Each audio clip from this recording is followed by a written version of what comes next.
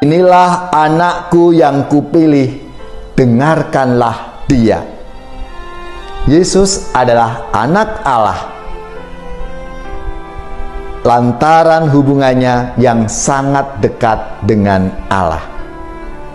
Di tengah misinya untuk menyelamatkan umat manusia melalui kata dan perbuatan, Yesus selalu menyempatkan diri untuk berjumpa dan mendekatkan diri kepada Bapanya. Saudari-saudaraku yang terkasih, berjumpa kembali bersama saya Inspirasiku di Antara.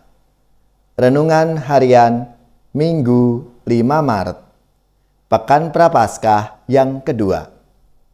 Semoga kita bersama keluarga dan komunitas kita selalu dalam keadaan baik, tetap sehat dan bersemangat. Marilah kita bersama-sama mengawali renungan kita dengan tanda kemenangan Kristus. Dalam nama Bapa dan Putra dan Roh Kudus. Amin. Allah Bapa yang Maha Mulia, Engkau telah memaklumkan kepada kami bahwa Yesus Kristus adalah Putra-Mu terkasih. Ajarilah kami untuk selalu mendengarkan dan melaksanakan sabdanya. Dan berilah kami pengertian akan misteri sangsara, wafat dan kebangkitannya demi keselamatan kami. Sebab Dialah Tuhan kami yang bersama dengan Dikau dalam persatuan Roh Kudus, hidup dan berkuasa Allah sepanjang segala masa. Amin. Dalam nama Bapa dan Putra dan Roh Kudus. Amin.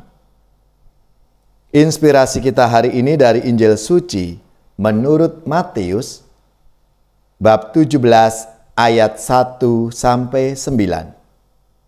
Marilah kita bersama-sama mempersiapkan kitab suci kita masing-masing. Kita akan membaca bersama-sama lalu merenungkannya. Sekali peristiwa, Yesus membawa Petrus, Yakobus dan Yohanes saudaranya, dan bersama-sama mereka ia naik ke sebuah gunung yang tinggi. Di situ mereka sendirian saja. Lalu Yesus berubah rupa di depan mata mereka. Wajahnya bercahaya seperti matahari, dan pakaiannya menjadi putih bersinar seperti terang. Maka tampak kepada mereka Musa dan Elia sedang berbicara dengan Yesus. Kata Petrus kepada Yesus, "Tuhan, betapa bahagianya kami berada di tempat ini. Jika Engkau mau, biarlah kudirikan di sini 3 kemah, 1 untuk Engkau, 1 untuk Musa, dan 1 untuk Elia." Sementara Petrus berkata begitu, tiba-tiba turunlah awan yang terang menaungi mereka, dan dari dalam awan itu terdengarlah suara yang berkata, "Inilah anak yang kukasihi, kepadanyalah aku berkenan, dengarkanlah dia." Mendengar itu tersungkurlah murid-murid Yesus, dan mereka sangat ketakutan.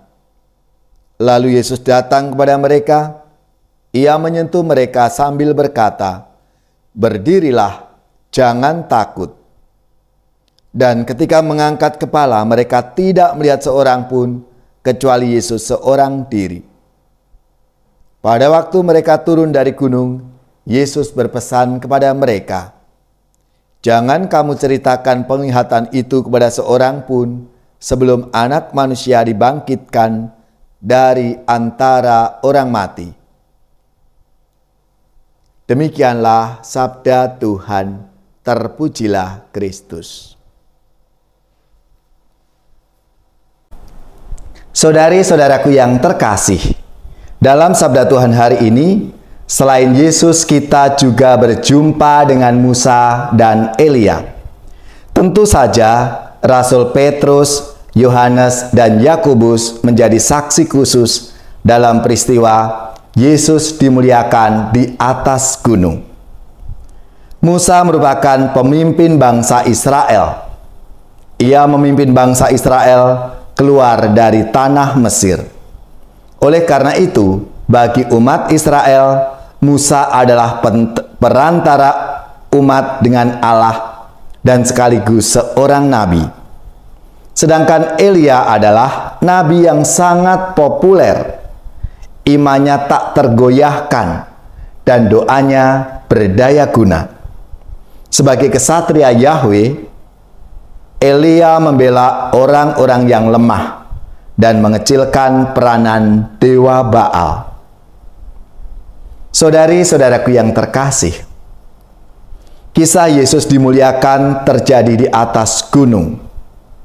Dalam budaya dari beberapa suku bangsa, gunung dipandang sebagai titik pertemuan antara surga dan bumi. Gunung adalah tempat khusus ibadat, pertemuan manusia dengan yang ilahi. Maka Yesus pun membawa Petrus, Yohanes, dan Yakobus naik ke atas gunung untuk berdoa. Gunung adalah simbol tempat persemayaman Allah. Peristiwa transfigurasi, Yesus dimuliakan di atas gunung, mengandung makna simbolis yang sangat mendalam. Dengan diiringi awan, Allah menampakkan kemuliaannya dalam Yesus Kristus. Kemuliaan itu secara penuh berdiam dalam Yesus. Yesus Kristus adalah Tuhan. Ia mempunyai segala kuasa di surga dan di bumi. Ia jauh lebih tinggi dari segala pemerintah dan penguasa, dan kekuasaan, dan kerajaan, dan Bapa meletakkan segala sesuatu di bawah kaki Kristus. Kristus adalah Tuhan semesta alam dan sejarah. Dalam Dia, sejarah manusia, bahkan seluruh ciptaan dipersatukan di bawah satu kepala dan secara transenden disempurnakan. Melalui para nabi, Musa dan Elia, perlahan-lahan Allah menyingkapkan wajah kasih-Nya. Tetapi Yesus sendiri membawa Allah yang sejati itu kepada bangsa-bangsa di muka bumi ini.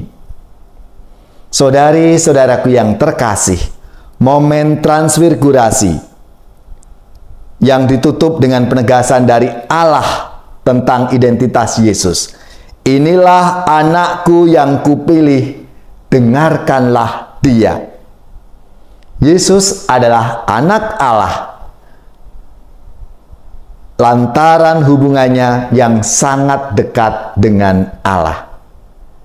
Di tengah misinya untuk menyelamatkan umat manusia, melalui kata dan perbuatan, Yesus selalu menyempatkan diri untuk berjumpa dan mendekatkan diri kepada Bapanya. Dia menempatkan doa sebagai sumber kekuatan untuk menjalankan tugas dari Bapanya. Saudari-saudaraku yang terkasih, peristiwa transfigurasi mengingatkan kita semua betapa pentingnya untuk meluangkan waktu berjumpa dengan Tuhan lewat doa-doa kita. Sebab dalam perjumpaan itu Allah akan membuka jalan dan mengubah hidup kita akan menjadi lebih baik. Berjumpa dengan Allah adalah sebuah jalan menuju kemuliaan diri kita. Maka marilah, saudari-saudaraku yang terkasih, kita menyediakan waktu untuk berjumpa dengan Tuhan, lebih-lebih di masa Prapaskah ini, untuk selalu berdoa. Mohon rahmat dan kasih Tuhan agar kita bisa melaksanakan apa yang diajarkan dan diteladankan Tuhan dalam hidup kita setiap hari.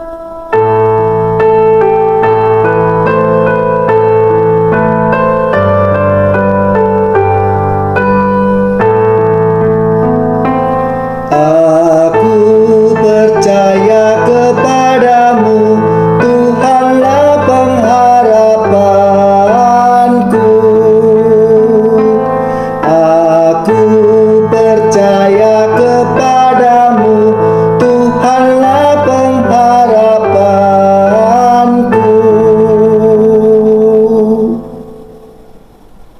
Saudari-saudaraku yang terkasih, marilah kita siapkan hati kita untuk menerima berkat Tuhan. Semoga saudari-saudara sekalian, keluarga-keluarga, komunitas kita, orang-orang yang kita doakan, mereka yang sakit, yang menderita, seluruh tugas, belajar, pekerjaan, usaha serta karya pelayanan kita dibimbing, dilindungi dan diberkati oleh Allah yang Maha Kuasa, Bapa dan Putra dan Roh Kudus. Amin.